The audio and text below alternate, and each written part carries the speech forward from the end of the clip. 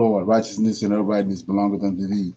Therefore we come before thee at this hour, seeking thy face and looking for righteousness and uprightness, that we may walk before thee as thy servant David and Solomon and Samuel and Hezekiah did, that we may walk before thee in truth and in righteousness of heart. Give unto us, O Lord, an understanding heart, that we may discern between good and bad. For you possess the power to turn us, O Lord. For we desire to walk after thee, O Lord, and to keep your commandments and your testimony and your statutes with all our heart and soul, to perform the words of the covenant that was written down by your prophets. O Lord, allow thy face to shine upon thy people. Hear our plea. Hear and do, O Lord. Hide not thy face from us, for we need you so very much at this hour. Peace be unto you. Okay. Anybody got any current events? Anything they want to mention?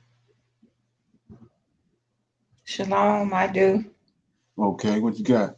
I don't know if you all have heard, they got a recall on the little fresh fruit cups they have in Walmart, and you may see them at the gas stations and things like that. They, Okay. the cups that may have, the pineapple already cut up, watermelon, grapes, mixed. So they got a recall on that in like 9 states. So when you're buying that, just be careful on Okay. that.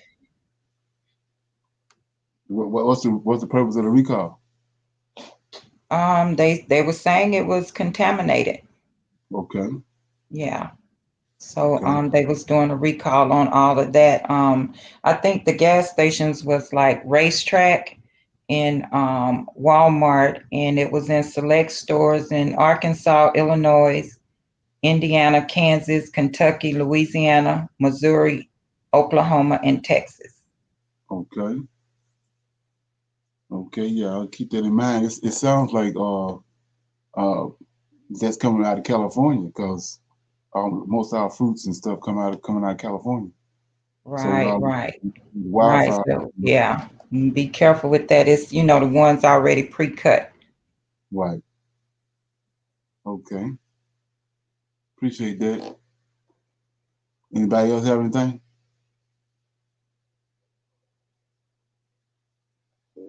Okay. So what we're gonna do is we're gonna go into the class. It's like I was saying before earlier, we went for the Sabbath. We dealt with Walter Williams and spirituality, African Americans and the Egyptian connection, and we did part one, and this is part two. It's like I said, 50 minutes remaining, so we're gonna break that up into two 20-minute segments, and then do Q&A after each one.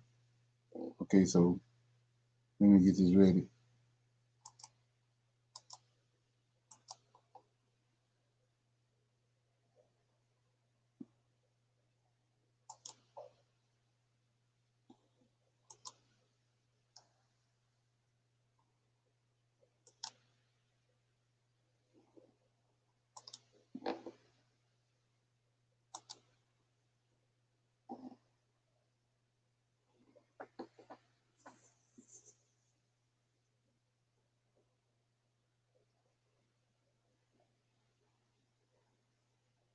On you now.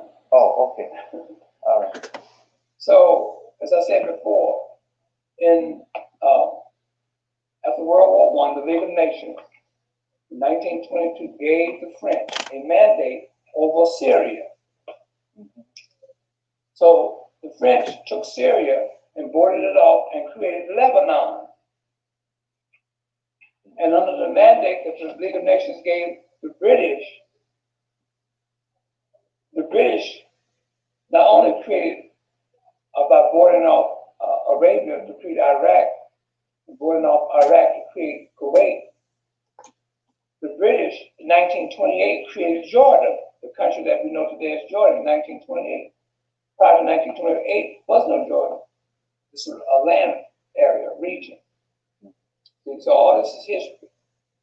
You see, so that's where that goes. But you need to go back because you're running ahead in certain spots in our interview. But you need to go back to the beginning of how Christianity and Judaism came into Ethiopia. That's what I want. That's very because key. I'm looking at these temples, and these temples look old to me, and they're telling me that they only go back to the 13th century. And I wanted you to deal with that, please. Okay, I'm gonna deal with that. But you got to understand something. Today, those temples are Christian temples, aren't they? Yeah. I'm telling you how they got to be Christian temples, and then I'll tell you about the temples prior to them becoming Christian temples. Okay, please. Yeah, you see. So you got the Church Missionary Society created by the Church of England in 1799. You got the Christian Society 10 years later in 1809, created by the Church of England. That society was to teach non-Christian countries Christianity. Fine. The first person that the Church of England sent over into Ethiopia to evangelize among the Ethiopians was a man by the name of Samuel Gobek. First one. Okay, that was in 1823. He couldn't get into Ethiopia in 1823. He had to spend 3 years in Egypt because there was some type of turmoil in Ethiopia. So after those 3 years was up, in 1829, around that area, he entered into Ethiopia. But he couldn't bring Christianity into Ethiopia because he couldn't speak the language of the Ethiopians. He didn't know what they were talking about. And they didn't know what he was talking about by him speaking English. So therefore, it was just a matter of getting acquainted with the Ethiopians, surveying what's over there, the whole area for the Church of England. In the meantime, the Jesuits from the Roman Catholic Church was over there also. And they was, the Jesuits had told the Ethiopian rulers to get rid of the Church of England missionaries, to get rid of them from being over there. But that didn't happen.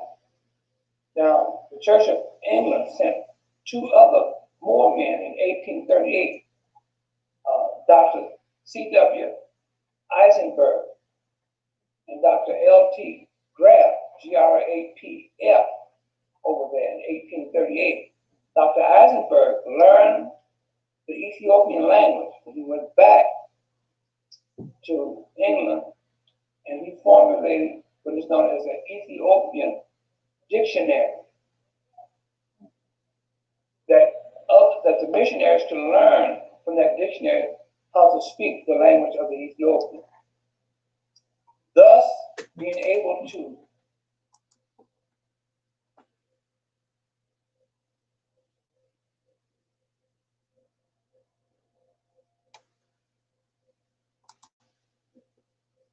read from the Bible to them in their own language and teach them the Bible, thus evangelizing them, making them Christians. Now, a lot of our scholars think that Christianity started there. Okay, no. If that was the case, if Christianity was already over there before the European missionary Christians got over there, then why would they allow any Christians from the Church of England or from the Jesuit priest society to come over there to evangelize among them, bringing Christianity if they already had Christianity? Okay, but they didn't. You see, so one has to realize that. Then you have, we're gonna get to those churches. Then you have the Philossians living over there. The Philossians was already there. They were not Jews. Okay, until the Alliance Israelite Universal of Paris, France, sent Joseph Halevi over there in 1868 to introduce to the Falasha tribe over in Ethiopia a form of Judaism by way of the Bible. If you notice, when the Falashas was taken out of, some of the Falashas was taken out of Ethiopia during the time of the vice presidency of George H. Bush in the 1980s, those Israelis, those Orthodox Israeli rabbis could not recognize those Falashas because they had been taught by Judaism by way of the Bible, and not by way of orthodoxy. But anyway, Joseph Haledhi was sent there to bring Judaism, introduce Judaism to the Falashas. It was already there. And they sold them a story about Solomon and Sheba. See? And because they said, well, where's the Jews? Oh, yeah. So, no, we don't have no Jews. Well, according to this Bible, you're supposed to have Melanctha, the descendants of Melanctha, who was the son of Solomon of the Bible, and Sheba of Ethiopia. You see? So that's how they sold that to the, without me elaborating on it, because it goes into another history. Now, so if the Falashas were already Jews, then why would they allow someone from the outside, some Europeans, to bring Judaism to them, which they already had, if that was the case? Then you got to go up into the Alliance Israelite Universal of Paris, France, also sending Jacques Faithfulovich over there. You see what he did? That's another history. Jacques Faithfulovich was given a stipend for 1 year by Edmund James de Rothschild of France. You see, because the Alliance Israelite Universal of Paris, France was already in France. You see, so that goes into another history. But anyway, let's get to those rock hewn churches, okay, or temples. That's what they were called. They were temples dedicated to the homage of Osiris, Isis, and Horus, not churches. Okay? Because out of the ancient Egyptian culture, what do you have? Paying homage to Osiris, Isis, and Horus. That's what you have. Okay? So they kept that up ritualistically. Okay? And then they were also created those temples over there. And they went underground to do so they wouldn't have to be in contact with any of those European Byzantine rulers or Ottoman Turkish rulers, in case they came over there, which they didn't. They didn't penetrate that far south. And then when you study those rock-hewn churches, they tell you right off the bat, we do not know the origin, beginning of those churches. We don't know where they came from, or how they was built. Is that true? But they are marvelous. And I mean, when you go into them and examine them, and they were hewn out of solid rock, but you find the walls are consistent and perfect both sides. You know, and I was just wondering, I haven't seen anything like that except maybe looking at the construction of the pyramid. Again, the Ethiopians are descendants of who? The ancient Egyptians. They're getting that type of building and concept of building. Dismiss it.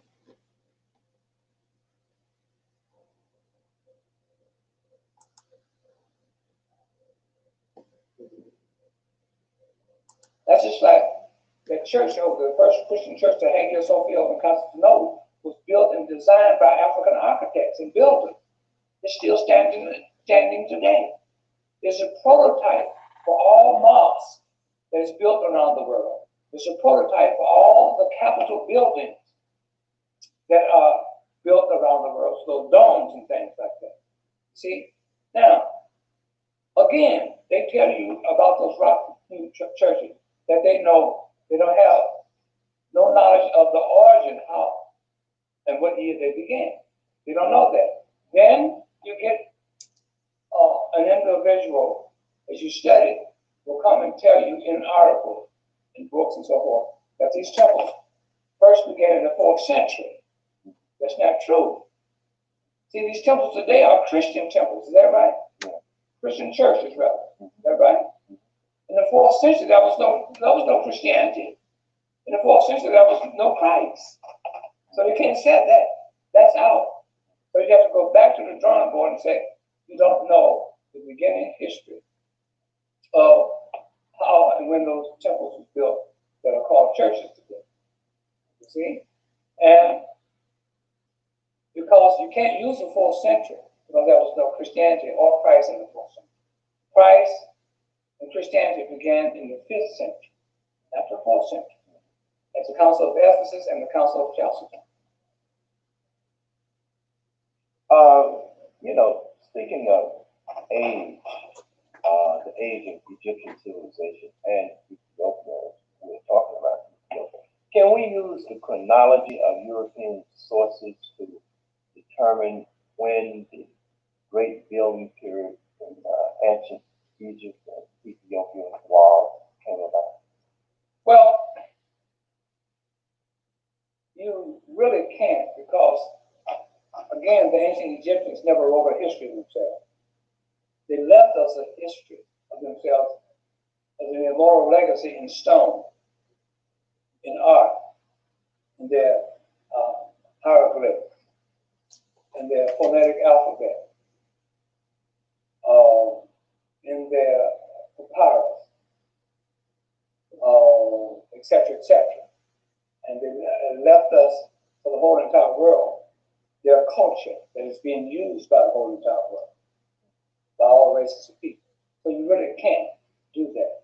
But see, the European wanting to control the history and the culture of the ancient Egyptians in their institution, they created a chronology for our ancestors, the ancient Egyptians, by saying that Ptolemy II Philadelphus, the son and the successor of Ptolemy I Lagi, the first Ptolemy, that his son, with the help of Manetho, or Manetho, created a chronology for the European, or for the Greeks. I'm coming along now, my wife and I are now, we are writing a book at this very moment that I'm speaking to you, which will be out this year. It's called Reclaiming Ancient Egypt, the repudiation of the Hyksos and the chronology of ancient Egypt, including the Persian period. And this book is going to be a dynamite book because it's I'm putting we're putting a whole lot of information in this book, but you can't get anything. Okay? Now, I have a warning in this book. It says, warning to all African scholars, do not use the chronology of ancient Egypt because this chronology is written by Europeans using the Bible to do so, to authenticate it, to give it authenticity. Okay? So you can't use that. So I'm warning them because I'm putting in 5 different chronologies as an example. The first chronology comes out of a book that was printed in 1867 on a history of Egypt. They said that the first dynastic king was Mesran, and for references they have Menes, M-E-N-E-S. Now Mesran, as the whole world knows who reads the Bible, is supposed to be the son of Ham. And Mesran was supposed to have a name that they attached it to this Mesran's name, Egypt. So Mesran now is a part of the family and table of nations of the Bible. So you can't use that. And this first chronology, they said that the first dynasty was 2188 BC.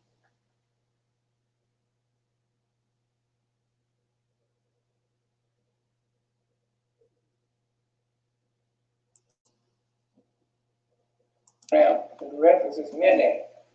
The second chronology I'm presenting comes out of a book that was created by James Henry Breasted in 1905, who was part of the University of Chicago teaching staff.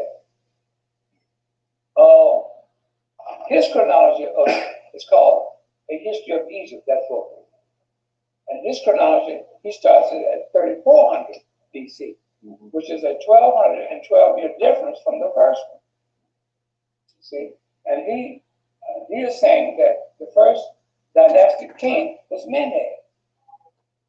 Okay? And the third chronology I'm presenting in this book, that's coming out this year, is from a book called Kingship and the Gods by Henry Frankfort. In this book, Henry Frankfort is saying that the first dynastic dynasty and king was Norma Mened, added Norma Mened, or Norma to the name of Mened. And he is saying that the first dynasty of ancient Egypt was 3100 BC. All these different conflictions there. And then you go into my fourth chronology that I'm presenting. Comes straight out of the Bible. He said that the first dynasty was 2717. That was the first dynasty of ancient Egypt. And then the fifth one is a dynamite, because it comes out of a book that was written by George Rawlinson in 1876. My very good friend, who I went to high school with, and was a musician with him on the scene in Chicago. He's a book buff. His name was Jimmy Ellis, fine saxophone. And he called me up just this year. And he says, Walter, I got 3 rare books I want to give you. He said, they're better in your possession, where you can extract whatever information you can out of these books, because you're writing books, and then you can give it to our African community and into the world. So I'd rather have, for you to have these books, these books are set on my shelf to collect dust. And one of these books he gave me is called A History of Ancient Egypt by George Rawlinson. And he wrote that in 1876. And he destroyed all of the chronologies that are out there today. So that's going to be in my book. I want people to look for that book and look for this information.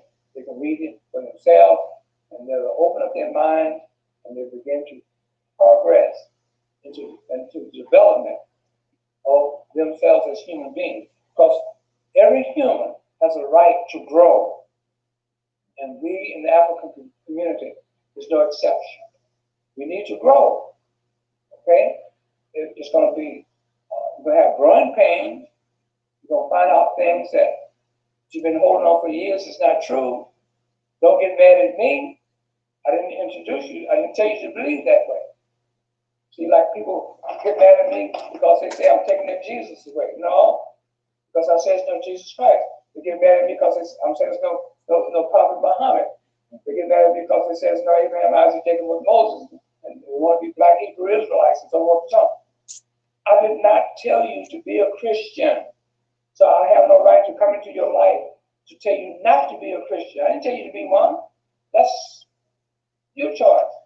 So you were introduced to this religion at a very innocent early age in your life. I didn't do that to you.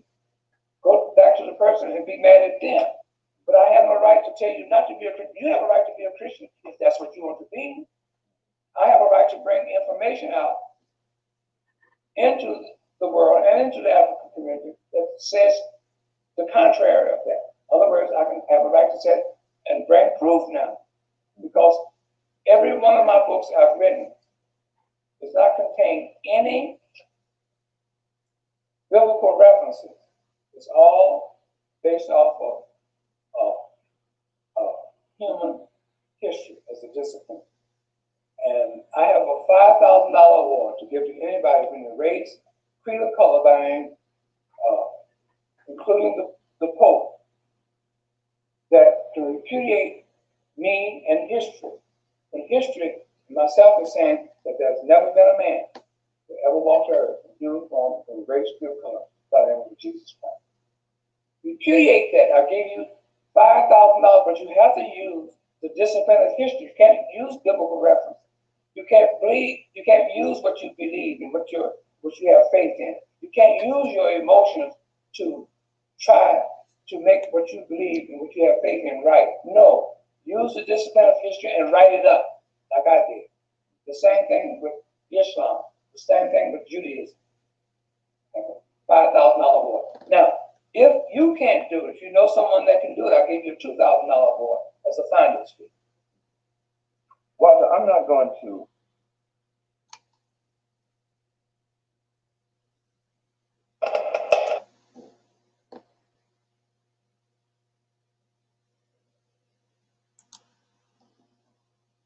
longer.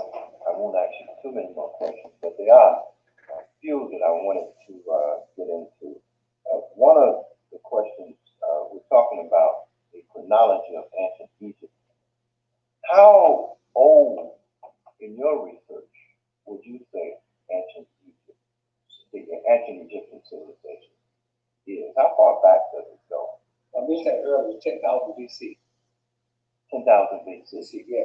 See, people have, when you study history as a discipline,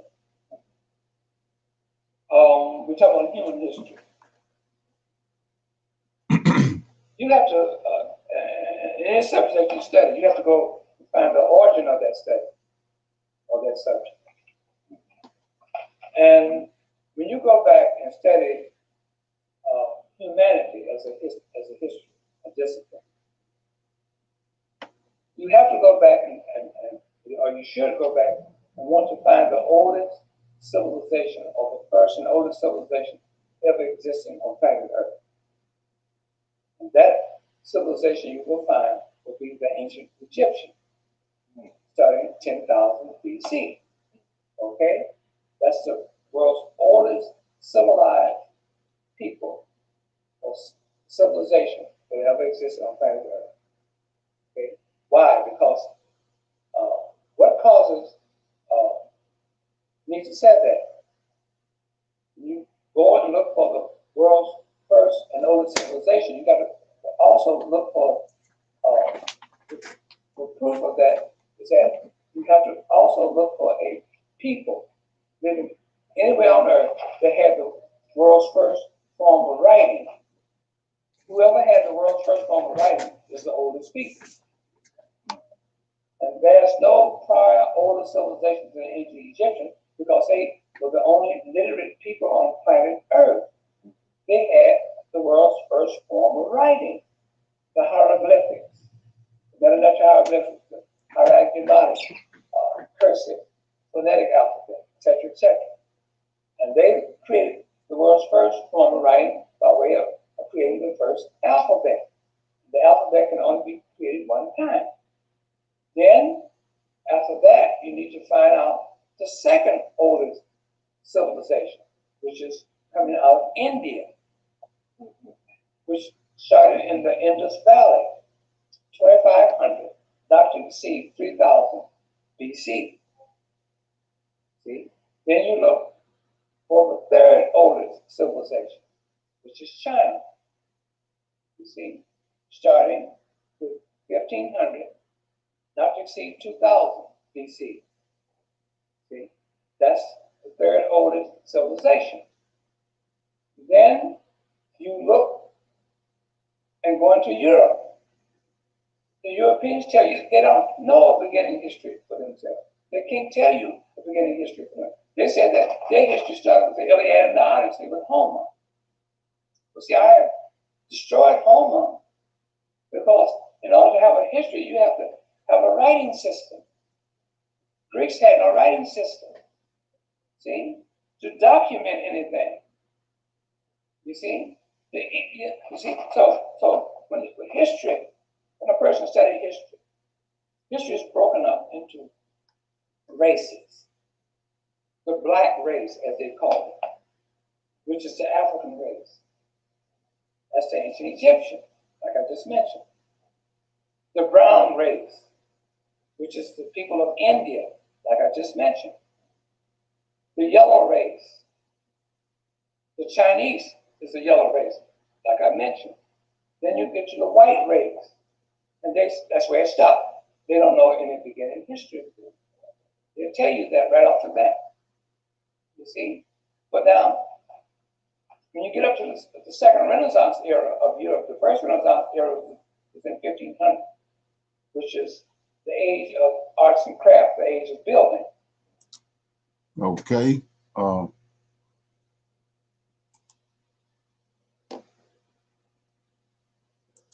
Okay. So we're gonna do a little Q&A on this. Anybody got anything?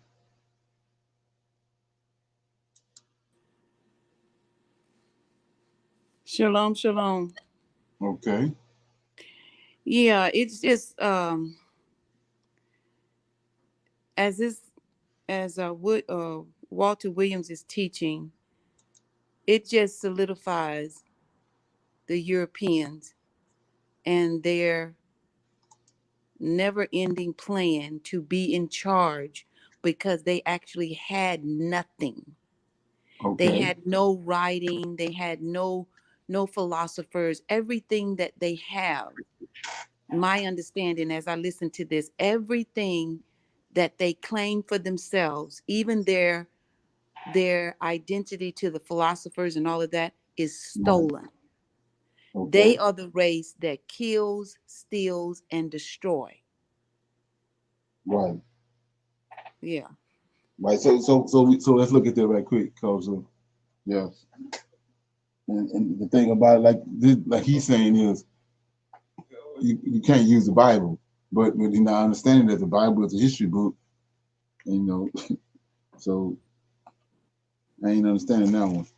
But anyway, so based on what you were just saying, going to when you understand who the Caucasian is, he's just like in any other species of that Most High created. You got an invasive species. And that species is detrimental to the rest of the other species that's like its kind. And so when you look at what curse of Cain, Genesis chapter 4, verse 10, starting at verse 10 says, and he said, what hast thou done? The voice of thy brother blood crieth unto me from the ground. And now art thou cursed from the earth, which have opened her mouth to receive thy brother's blood from thy hand. When thou tillest the ground, it shall not henceforth yield unto thee but strength. A fugitive and a vagabond shall thou be in the earth. So just reading that right there, he came before this, he was a tiller of the ground. So Adam was a tiller of the ground. So anyway, so that goes back to what I was saying. You got he who creates and he who imitates. But anyway, so once he cursed him, he has no connection with the ground, so he can't eat. So he had to do what you just said. He got to steal, kill, and destroy in order to survive. And take other people's land, because the earth, which is the mother, don't have nothing to do with him. Right. So 13 says, and Cain said unto the Lord, this is why he's saying this. And Cain said unto the Lord, my punishment is greater than I can bear. Behold, thou hast driven me out this day from the face of the earth, and from the face of shall I be hid, and I shall be a fugitive and a vagabond in the earth. And it shall come to pass that everyone that findeth me shall slay me. That's just summed up everything you just said. So when you understand this right here, you shouldn't be surprised what this man is doing. Right. You understand what the Most High did with him, and like I said before, you see the same race, the same man after the flood with Japhet. That's how you know that that's Cain's descendants. That came through the flood, and it's only one way you can come through the flood. He had to be on the boat. So you got to go back and recalibrate what everything happened and get the story right. Okay. Right. All right. And so one of the I think this is just my thoughts. One of the reasons why I think Walter says don't use the Bible is because the Bible is the Bible encourages religion. Right. And so him not having the knowledge that you have, he Right. sees the Bible as another control mechanism by the Mhm. European, but he does Right. not have, he does not have the connection with the Lord of hosts to give him the right understanding. So that's why Right. he's, speaking away from the Bible. Yeah. All right. Thank you. Right. Right. Anybody else?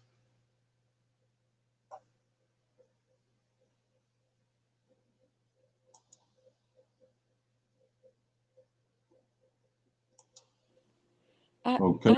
I I wanted to ask a question. Um, Walter said on Saturday when we were listening to it that religion controls the mind and limits a person's thoughts. Right. How do you see that? It's because it's just like now with these different camps, and the Most High has me. He done raised up and gave them a knowledge, and then you come into contact with a Israelite in one of these camps where he got bounds on him from what his camp members and gave him. So he ain't Mm-hmm. finna try. If you start saying something outside of what they done concocted within that little group, they ain't trying to hear nothing you got to say. Mm. And the same thing with Christianity. It's the same way. That's what religion is. It binds you up. You can't when you understand what the melanin is and what the pineal gland is. You can't case that. You got Mm-hmm. you got to let it do what it do. If I come and like what I just said earlier about what happened in the garden. You can't case that. That person, individual person, has to go and read that, and then let what the mental capacity that the Most High gave him, the melanin, his conscious, his subconscious, his brain, the pineal gland. You got to go let him deal with that. What's been shown with him. You can't have no limitations on that, and saying that I can't, or I ain't trying to hear that because of Paul said this. Mm-hmm. Or I can't deal with that cause Farrakhan said this. You can't do it. That's what religion do.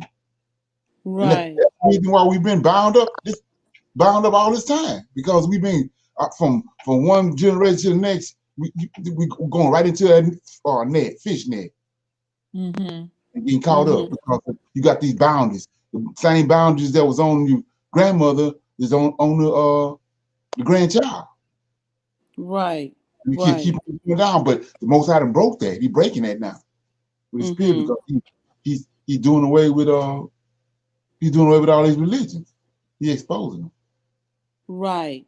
And Yeah, then like a pastor not connected with the Lord of hosts automatically has limited knowledge that he can give to his so-called congregation. right. So you Exactly. have a so to speak, I'm using this word, but I'm not being mean. You have a person that is ignorant to the Lord of hosts and the real things of the Most High going to an ignorant pastor who a pastor that's ignorant to those things. So there's only so that's the limitation, Right, right. you And know, then and and then, then and and then he's then the standing there. He's standing huh there. The thing about it is, he can be standing there. He don't have to be standing there. That member is gonna be walled up when you're talking to him because of not to offend the pastor, and then caught up with what the pastor done told him. mm-hmm That's mm-hmm crazy.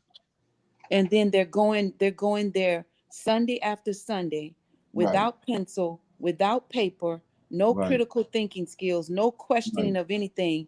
It's almost like creating robots because the pastor is putting into them, and I I was part of that system, putting into the people what he has been taught. And you can go all the way back to the slave master because they right, regulated the churches on the plantation, right, and right, they right, only allowed They only allowed so-called black ministers to speak to the slaves who were already taught in what they wanted them to tell them. Right. Well, exactly. And then is he standing there with an X amount of fear Mm-hmm. over him, and it's still been already placed inside the scripture, because he tells you this in the New Testament, anybody that don't do anything to this New Testament, you damn. Right. So you Right. already been cased already right there. But what we dealing with right now is what I was saying earlier when the Most High said a time appointed.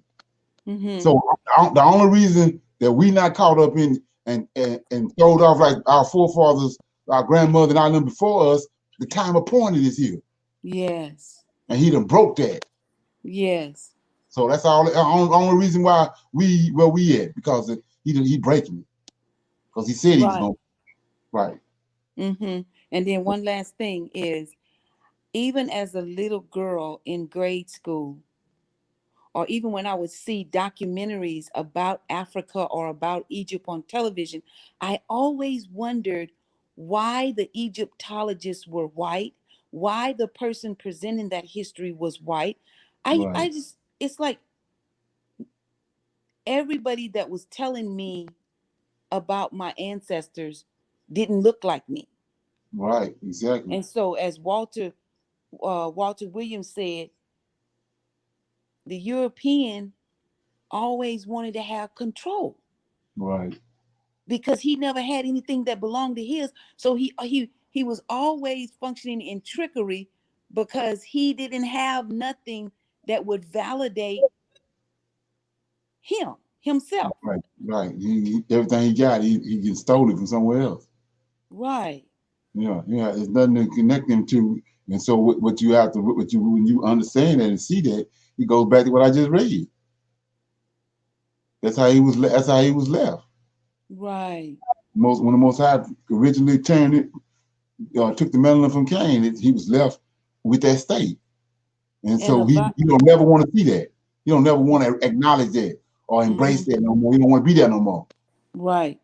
That's why And he'll kill the whole world before you go back there, dude. yes, because a Right. vagabond is a wanderer, is a person Right. that's wandered. They don't have no place, no place or anything of their own. They just wandering.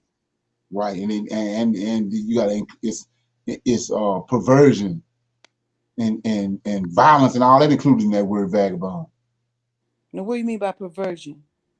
Perverted. When those angels was kicked out of heaven with Satan, ain't them vagabonds?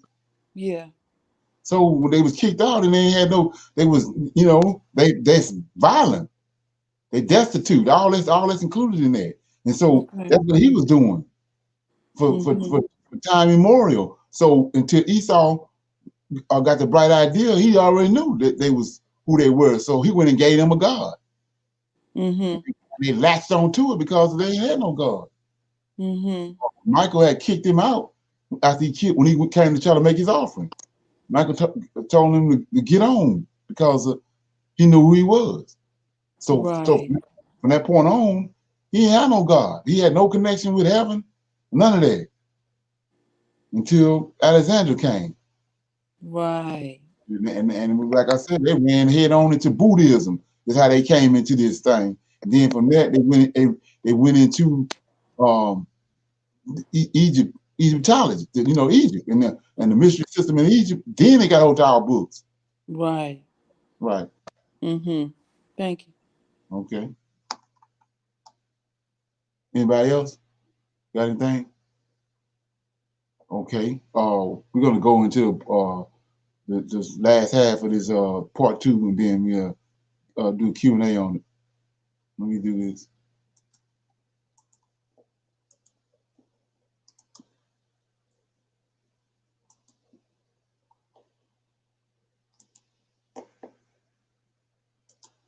Second Renaissance, 100 years later, was called the Age of Learning. In the Age of Learning, they began to build learning institutions. see? But the first learning institution in Europe came about during and during the time of the last years of the Hagia Sophia, because that was the world's first, not only the world's first Christian church, it was the world's first institution of learning for the Europeans. That was in Africa. And it was the African scholars who were their teachers. Africa, what about it? In Constantinople, in Turkey. Yeah. At the Church of Hagia Sophia. And that was their first learning? University, that's correct. See, and they were taught by African scholars and African teachers.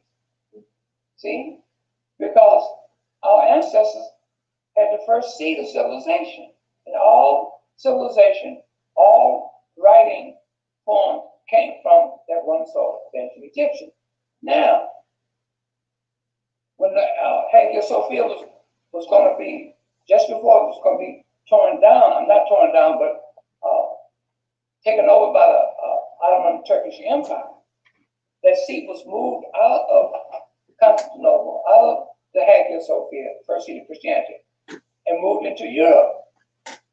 You see, that happened when John VIII in 1439 went to Florence and Ferrara and relinquished this authority over the Church of Hagia Sophia, world's first Christian church, and the first seat of Christianity, which was in Constantinople, Turkey, to be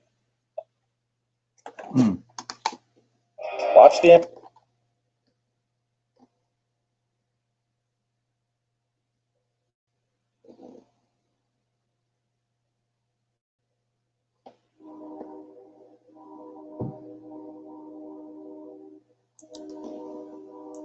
transferred to Europe. And that's when Eugenius IV and Nicholas V began to build the Vatican over the catacombs, like I mentioned before. See? And they began to build St. Peter's Church in 1445 over those catacombs. Now, so where did the learning center go? Because the Hagia Sophia was the learning center for Europeans. So where did the learning center go in Europe? Because it was imminent that the Ottoman Turks under Muhammad II, who penetrated the double-walled city of Constantinople in 1453 by using a cannon to blow a hole in the side of the walls of the Hagia Sophia and enter Constantinople to seize the Hagia Sophia. And they made the Hagia Sophia the prototype for all future mosques to be built. Okay? It was Mohammedanism. There was no Islam then, but it was Mohammedanism then. My book, The Historical Origin of Islam, tells you about Mohammedanism and when Islam first came in. Islam is a religion based upon a book called the Quran. And the Quran was first began to be created in 1870 in Syria by a group of Jewish scholars, Christian scholars, and Arabs who collaborated on the creation of that Quran. And it took them 49 years before it was accepted by the Arab world in 1919 in Cairo, Egypt. Okay, that's Islam began in 1919. And the first meeting in Islam's history took place in 1926.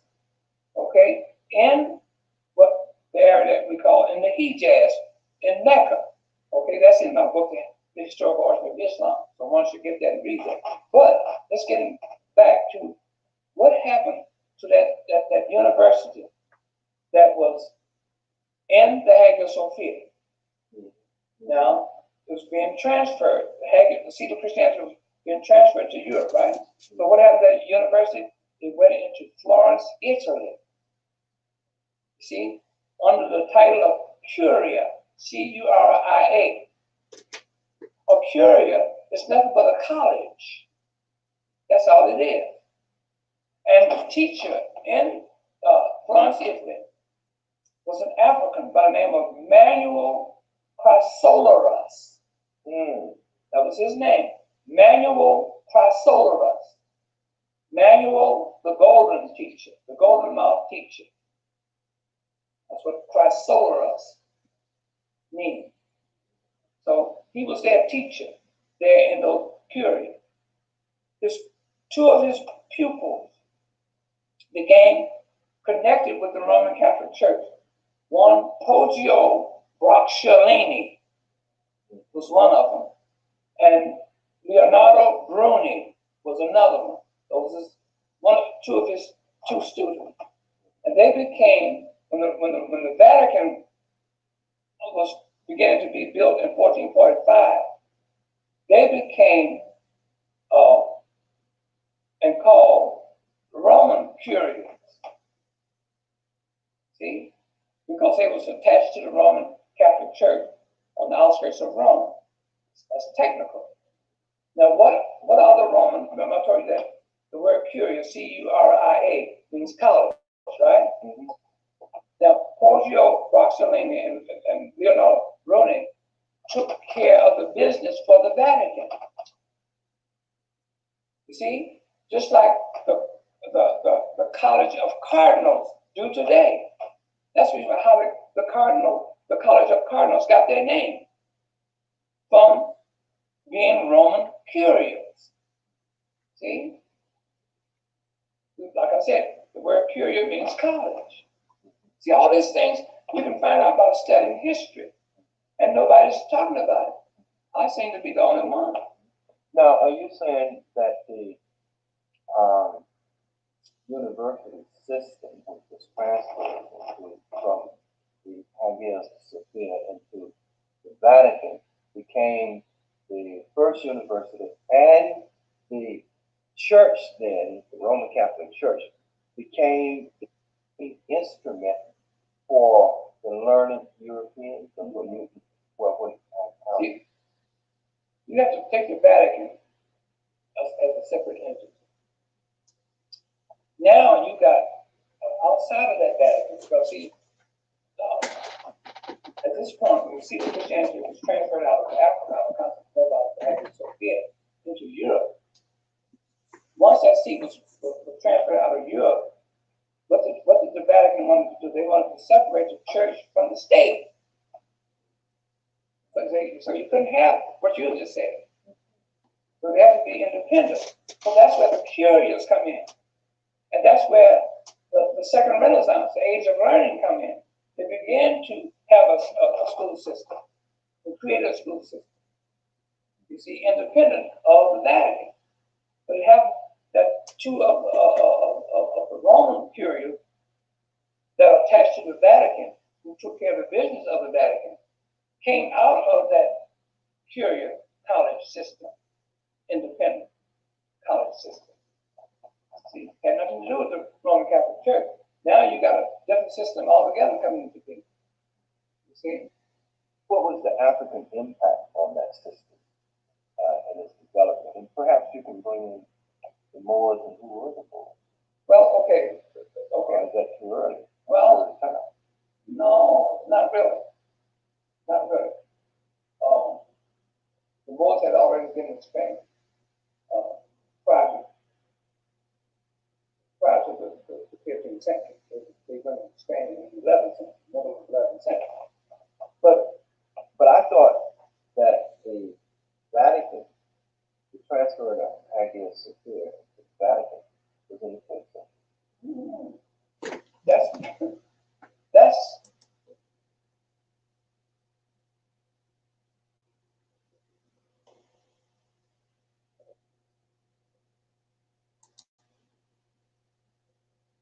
this is what they are trying to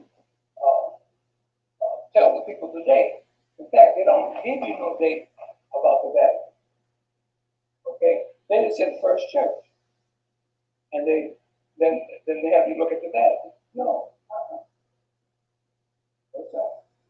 Well, what period are you talking about? We're talking about the 15th century, when the Vatican, when John VIII, like I mentioned, went into Florence and Ferrara, Italy, and relinquished his authority over that seat and the church of Hagia Sophia, the World First Christian Church.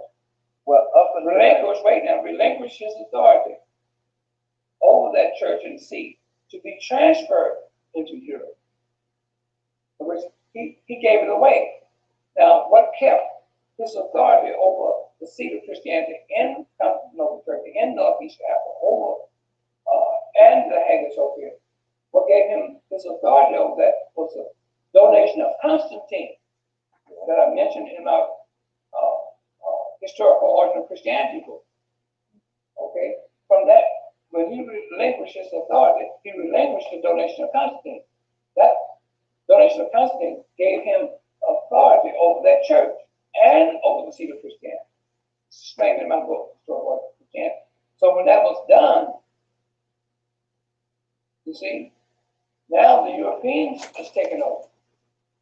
But when the Europeans took over the seat of Christianity, they separated the seat of Christianity from the state.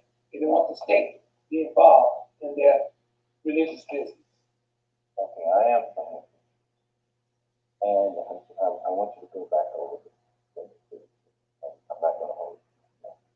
But I wanted to look at that period of time when Africans built the Hagia Sophia, was the teaching staff in the Hagia Sophia. When did that period of time end? When they were no longer the teachers and overseers. Okay. Let's go over to the beginning of when the first church was built, the first university built for Europeans, which is the Hagia Sophia. It was commissioned in 532 by Justinian and his wife Theodora. They commissioned African architects to design that building that we know today as the Hagia Sophia, and to build it. Once designed and built, the staff, the teaching staff, was staffed by African teachers, African scholars. And we talk about the 6th century, 532, and beginning to be built and finished 537. When let's go back from the 6th century all the way up to the 15th century, that existed. With primarily African Teachers, teachers yes, sir. in the Hagia Sophia, which was the first university For Europeans. for Europeans. So Europeans were coming into North Africa, Turkey, for learning. To learn, yeah. It was a learning center. Okay. See, but they didn't have, the masses of Europeans could not read or write. These are only like rich monarchs and merchants send their children there to learn how to read and write. See? But the masses of people in Europe could not read or write until the 16th century when they started a school system for them called the Renaissance era. Who started that? The school system was started after Johann Gutenberg had invented the printing press in 1437 with movable print, even though the Chinese had movable print in the 12th and 13th century, but it wasn't until Johann Gutenberg in 1437 created a printing press with movable print in Europe. He needed money, so he borrowed money from Johannes Fust, F-U-S-T, a goldsmith who loaned him money at a high interest rate. He couldn't pay it back, so the printing press was confiscated. So here you have a printing press with movable print in Europe, and you can print up thousands of books, pieces of literature, but the Europeans can't read or write. You see, only a hand-picked few. The masses of Europeans could not read or write. See, so now you have this printing press that could do and produce all these books and literature and so forth and so on. Okay, now when the Renaissance, that's 15th century, right? Watch the NBA Finals live on ABC.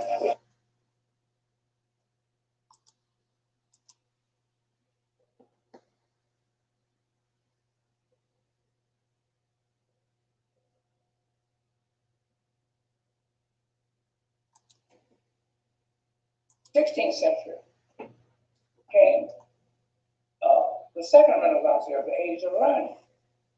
See, now you got the seed of Christianity in Europe, you got the printing press removal from print, and the people who own the printing press say, now, what good is this printing press going to do me?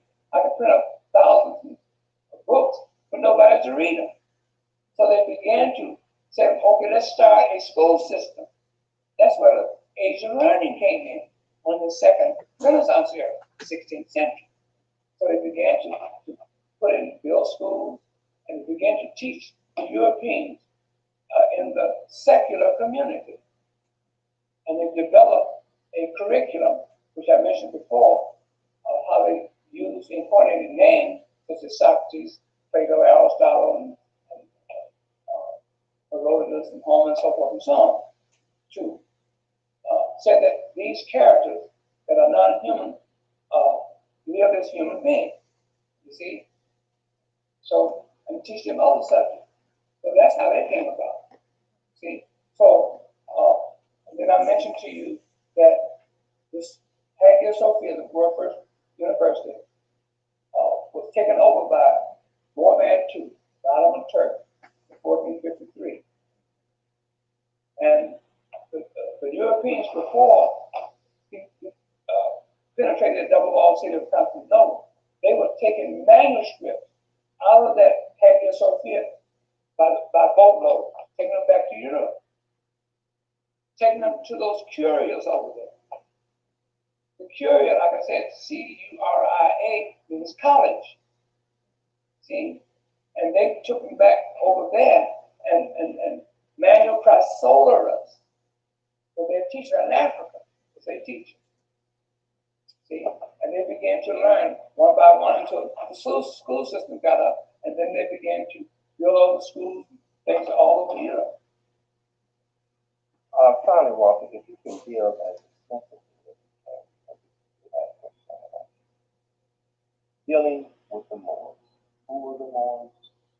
At what time did they first go into Europe?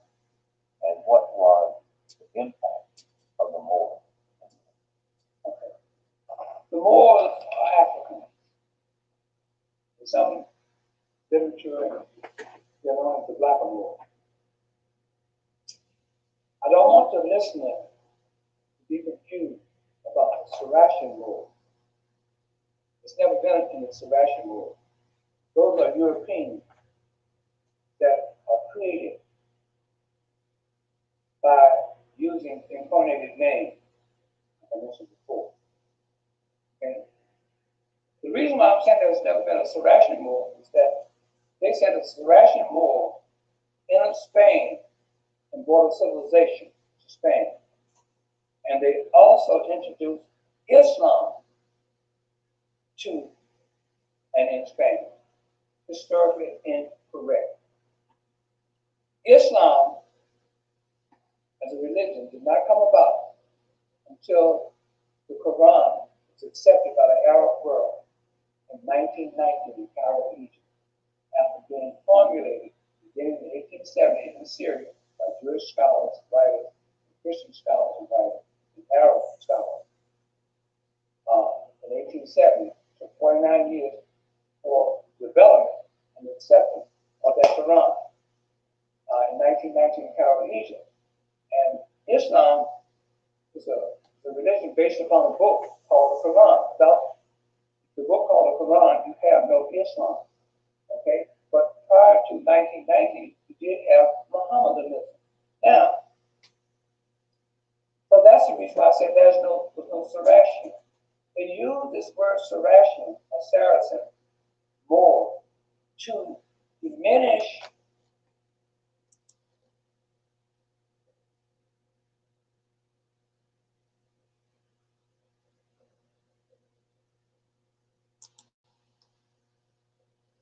of the real African Moors who went into Spain in 1051. They went into Spain in 1051 to bring and build the second civilization in the world in Spain in the mid-11th century. They are called the real Moors. Okay? They went in there in 1051. Okay? Not no Saracen Moors, so don't get confused. See something that says Saracen Moors and Saracen Moors, throw it out. And I mentioned it in my book, The Historical Organization, about Saracen Moors, about 2 or 3 places in it. So the real Moors are the African Moors. And what they did, they brought a high civilization to pagan, heathen, uncivilized Spain in the 11th century, mid-11th century. Okay? And they used for decoration purpose, or decorative purpose, they used and decorate some of their buildings with what is known as the Arabic script. See that script that is known today as the Arabic script? They use that for decoration as well as for writing. That's a derivative of the ancient Egyptian hieratic Demotic script. If you get my book, or both books, I have an alphabet chart in each book. And to the very extreme left, the first column, you've got the hieroglyphic Victorian symbols, which has never been deciphered. And then you got the hieratic Demotic script, the second and the third. And you see how the scripts are being drawn to create what is known as the Arabic script. We use that and brought that into Spain for decorative purposes and writing purposes. And they run out of Spain by Ferdinand Villa and for racial and religious reasons. Spain now in the 15th century, they began to run out of there. They embraced Catholicism by way of the Roman Catholic Church. The Moors? No.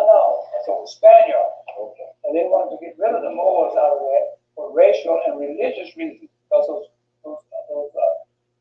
Moors over there practicing Mohammedanism. There's no Islam. Because Islam. Yes.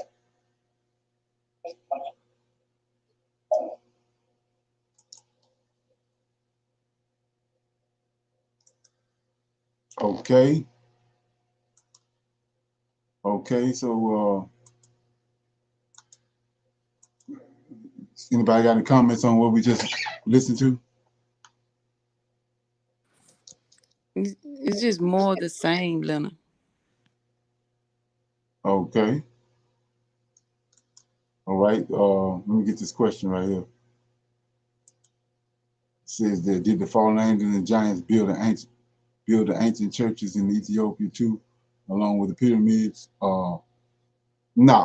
I'm going to deal with that in a minute. As soon as we finish with the Q&A, I'm gonna deal with that. I hope it help you out. Yeah. So anybody else got anything else? Okay. I was one of the things that I wanted to shine a light on was the fact that he keeps talking about the writings and the writings and the Egyptians, the ones brought writing, and it goes back to 10,000 BC. So what you have to look at when that's being said, and understanding that, like I was showing you before, how that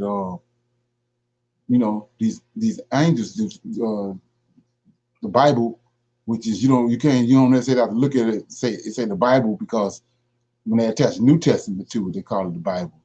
But when our forefathers writing this down, the angels was telling them to write it down for history. It's a history book, and it was for their descendants later to read it and know what happened. So it wasn't even attached. It wasn't even attached or even come off like a religious book. It was our history that was being recorded from one ancestor to the next like that. And it wasn't in the form that it's in now with the numbers and the verses and all that. So I want to read what Enoch wrote down and understanding that this happened in Genesis chapter 6. And long before that was you had uh, you had maybe 7 or 8 men that already when you understand who Melchizedek was, you already had like about 6 Melchizedeks already on earth. And that means they dealing with these angels, they writing stuff down because of how we know that you got the book of life in heaven. You can't have the book of life in heaven, there ain't no words on it, and no words written in it. So these angels is writing, and our forefathers dealing with these angels. So anyway, when you go back to understand that Genesis chapter 6 happened in Egypt, and he brought up Mezarine, and when you understand Mezarine, he's a product of these angels coming down and sleeping with human women and get giants, because that's what Mezarine is. And that's what the land of Egypt was originally called, because everything was named after a person or an event. Like, let me give you an example.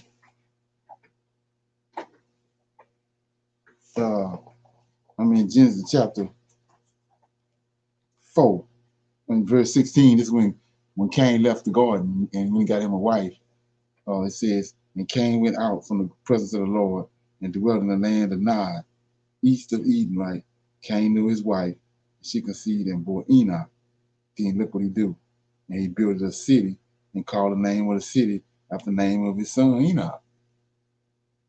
So Mezarine was the original name of Egypt. And it's the name of one of the sons of Ham, which was a giant. And like I keep saying, the Most High said that the angels, the Israelites, would often go down into Egypt, and the Egyptian, which is Mezarine, children of Mezarine, afflicted them. Right? So the Genesis chapter 6 is when these angels came down, and it was in Egypt where it came down there. So let's look at. I'm in the book of Enoch, and it says that I'm picking it up in chapter 6 of Enoch, which is corresponding with chapter 6 in the Genesis. It says, and it came to pass when children of men had multiplied in those days, were born unto them beautiful and comely women, and the angels, the children of heaven, saw and lusted after them, and said one to another, Come, let us choose us wives from among the children of men, and begat us children. See, so the whole purpose is to get children, but they're eternal beings. And the Most High came down to the earth and created Adam. Adam they lesser than the angels, and so in order they're going to die, so they have to reproduce themselves to continue on. So these angels came down and want to be like the man, which is lesser than them. They want children. That's the whole purpose they came down, to have children. So he says, the angels and the children of heaven saw and lusted after them, and said one to another, Come, let us choose wives from among the children of men, and begot us children. And since Simjah, who was a leader, said unto them, If I fear ye will not indeed agree to do this deed, and I alone shall have to pay the penalty of a great sin. So, like I was saying the other day, he referring to what happened to Satan. Satan was alone, and they saw the punishment that he got. So he's saying that he wanted to go get a woman, but he wants these other ones to go with him, and he want them to make a pact with him. So he says, let us all swear an oath. That's why all the these occult groups and secret societies doing oaths. We got it from this. So it says, and bind ourselves by mutual implications, not to abandon this plan, but to do this thing. Then swear they all together and bound themselves by mutual implications upon it. And they were in all 200 who descended in the day of the Jared on the summit of Mount Hermon. And they called it Mount Hermon because they had sworn and bound themselves by mutual implications upon it. So from there they went to Egypt to get the women. It says 7. These are the names of our leaders: I'm not gonna even try to. But I am not gonna try to read them. But like I said, you see how they got L on the end of their names. They strong ones. You know, these are the names of the chiefs of the tens, and all the others together with them took unto themselves wives. Each chose for himself one. And they began to go in unto them and defile themselves with them. That's what I'm telling you about. When they committed this act, they became perverted.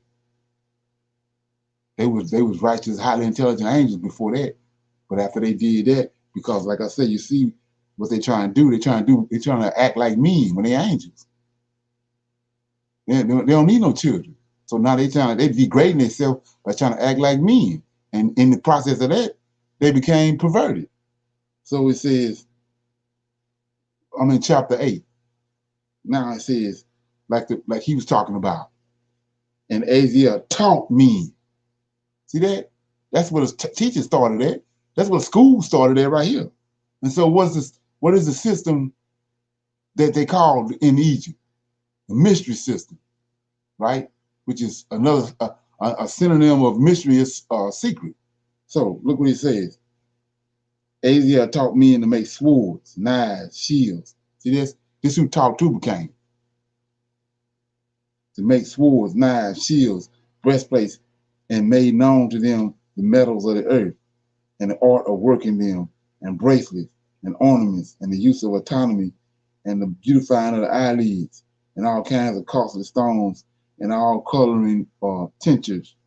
And these also, and there arose much godliness, and they committed fornication, and many were led astray and became corrupt in all their ways. Sanjaza taught, look at this, Sanjaza taught, he a teacher, enchantments, cutting the roots, aromas, or I don't know how to say, and resulting of it, and the resolving of enchantments. I can't say all his name, but each one of them it said they taught. So this school right here, this original school right here, and it's in Egypt. It's not in the beginning of time or beginning when Adam was made. It's in Genesis 6.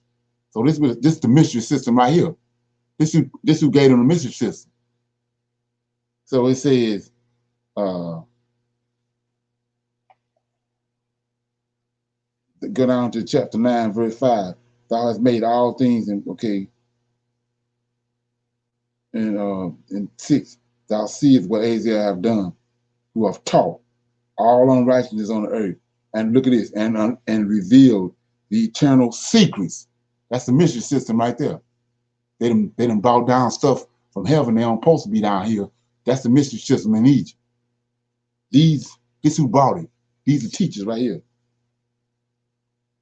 Thou seest what Azazel have done, who have taught all unrighteousness on the earth, and revealed the eternal secrets which were kept in heaven, which men were striving to learn. See that? And some Jaja, to whom thou hast given authority to bear rule over his associates, and they have gone to the daughters of men upon the earth, and have slept with the women, and have defiled themselves, and revealed to them all kinds of sins. They go to school right there. So I showed you all those gods of Egypt. And then what is one of them? Tahuti. What did Tahuti do? He taught them how to write. Like I said before, it's a book in heaven.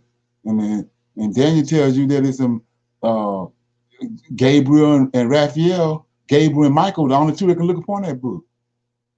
How the words get on it. Somebody had to write them on there. That's long before this.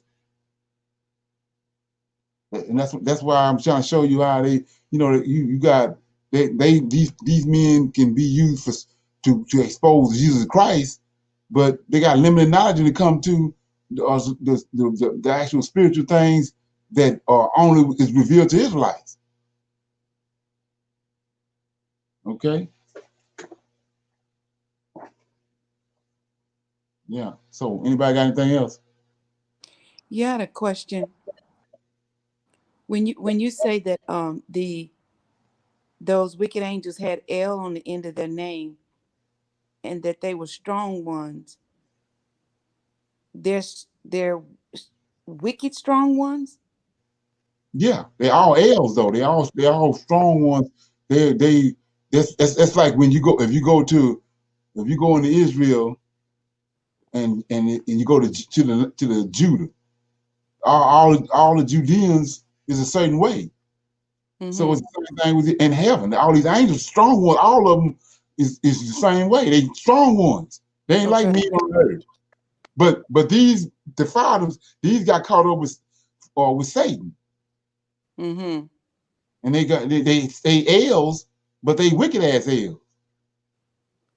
Okay. And you're saying that they are the origin of all of the, the secret societies, the Right, right. Templars, The because oath, they're, all huh? the oaths, the oaths, everything they're doing is what these angels did when they came down and what they taught them when they was in Egypt when they was dealing with them. Mm-hmm. They taught them all this stuff in Egypt. That's why Egypt is such a high civilization that there's no other civilization like it. Mm-hmm. But what they want to do, they want to put this on regular men that built that. Ain't no regular men built that. Okay. It was angels. And we look like them. They black, but they ain't no man. It wasn't no Right. men. It was angels Mm-hmm. that was giving them all this different knowledge how to do that. And so what you have to look at is why they can't duplicate it. They Right. can't they can't duplicate it because the Most High had the angels locked up. The source of the Mm-hmm. knowledge was taken away. He had them bound. Mm-hmm. It's part So of why they call it go ahead. it's part of why they call it mystery, because the knowledge did not come from earth. It wasn't supposed to come to earth. Okay. So they came down and revealed secret stuff that was supposed to be going on in heaven, and then they brought it down here and because they started dealing with the women, they started sharing it with the women, and then that's how you get witchcraft. It's a craft. That's what they say in Egypt. It's a craft. The Mm-hmm. craft is tied to the mystery system. Well, who presented it? These angels gave it to these women they was dealing with. That's where you get witchcraft. Okay. Mm-hmm. Right. So Thank so it's knowledge that man don't need to have. They need to have. Or wasn't supposed to have it because it caused them from that point on. The world been degenerated ever since because they gave them stuff that they wasn't no ain't supposed to be dealing with. Supposed to be you. trying to deal with.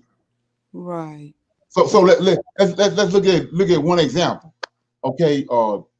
We already know when Eve and all them even before Satan the one came in the garden with a lust spirit with Eve. Eve wasn't even thinking about nothing like that. He brought that in there. So I just read where he said that one of those angels showed the women how to wear eyelashes, how to put on makeup and wear eyelashes, right? Hello? I'm listening. I'm listening. So she wasn't batting her eyes with no eyelashes and all that for that. So once he showed them how to do that, that's what brought that on. Mm. They weren't wearing no makeup and all that before that. Sim Johnson, this wicked ass angel showed them how to do that. So anyway, you gotta let that firm mate you deal with on your own. But he introduced that to them. Okay. They wasn't dealing with that before that. And so all you have to do is go look at the Egyptian civilization. What they doing? They wearing Paint, makeup all over the place. painting their Because faces, and then right, I think so you have to ask yourself, um, if the angels presented that to them, then there's perversion attached to it. right, exactly. Well when you look at it, you can say that it's nothing wrong with it, but when you start putting it on, you think about something else. See what I'm saying? Because you wasn't something you wasn't thinking about before that. It's just like a man. Okay, just say all the women are wearing uh loose clothes, and you can't see the shape or nothing. Then here comes a woman bouncing down through there with some tight jeans, skin tight jeans on. Well, what he wasn't thinking about, now he's thinking about it. Right. Mm-hmm. Come Mm-hmm. on. So that's what these angels did. They introduced Mm-hmm. all that stuff, and the Most High said that it sent mankind off his course. And then when the man went off course, the rest of the creation went off course. Mm-hmm. Yeah. So anyway, I was going to say one more thing. You know, just to connect dots. Like I said, when he created the earth, and it was water. We know in Genesis 1:1, he said the whole earth was covered with water. It was a flood that came about because of what Satan and those had done before that. He had flooded the whole earth. He was returning to it in Genesis 1. So then it says that he caused the water to recede and land appeared. And he said that land was good. So when he said land good, that means that grass gonna come up, vegetables, fruit trees, and all they gonna come up out of the ground. All the ground that came up out of the water. So how you get to the Sahara Desert? How you get all these places where volcanoes and all that? Where they come from? That ain't good. So I just was reading where he sent let me read it. It says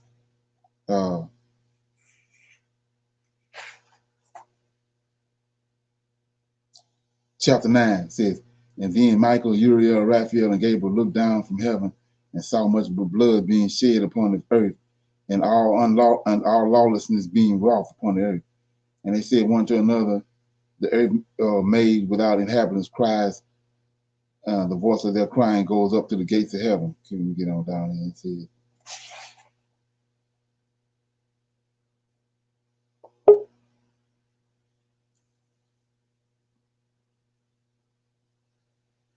I'll find it later. But anyway, he says that he sent them down to bind those fallen angels in the valleys of the earth.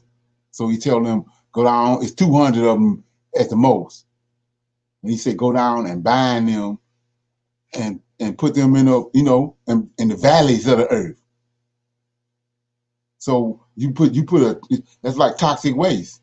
You go and dump a whole bunch of toxic material in a certain area and come back 10 years from later and see how it's gonna look. So that's what the purpose of all this crazy stuff going on Earth, like the Sahara Desert and the volcanoes, because he said bind them in these different certain areas and bind them and cover their faces up, and they're gonna be there for 70 generations. Yeah, let me see right here. I might find it right here. He says, and when their sons have slain one another and they have seen destruction of their beloved ones, bind them fast for 70 generations in the valleys of the earth until the day of their judgment and of their consummation, until the judgment that is far from heaven, that is far forever and ever in a consummation. So they came from heaven, but because they came down and defiled themselves, he ain't say bind them in heaven. He said bind them in the earth, in valleys of the earth. So if you put a being like that and put him in the earth, he's gonna affect the surface of the earth eventually, because he bound there. He's gonna change that area, the demographics of that area. Just like if you got mountains that don't spew volcanoes and that don't shoot out lava all over the place, and then you got some that do. Why are the ones that's shooting out what they do? Could it be he stuck them one of them in there, and that's the result of it after a certain amount of time? The earth is reacting to something that's been placed there that don't belong there. Yeah. I was wondering what you meant by the earth is affected by them being put there. And so, but what you're talking about the volcanoes and stuff, so I understand it now. Okay. Right. If you eat some mold bread, what do you think gonna happen inside your stomach? Yeah. Same thing. Anybody else got anything else before I close out? Everybody good? Okay. Yeah. So I'm hoping that answers the question, Queen Netta. So yeah. Yeah. So with that being said, I'm gonna say shalom, shalom, and another shalom. I'll see y'all on Wednesday at 6 o'clock. Let me turn the broadcast off.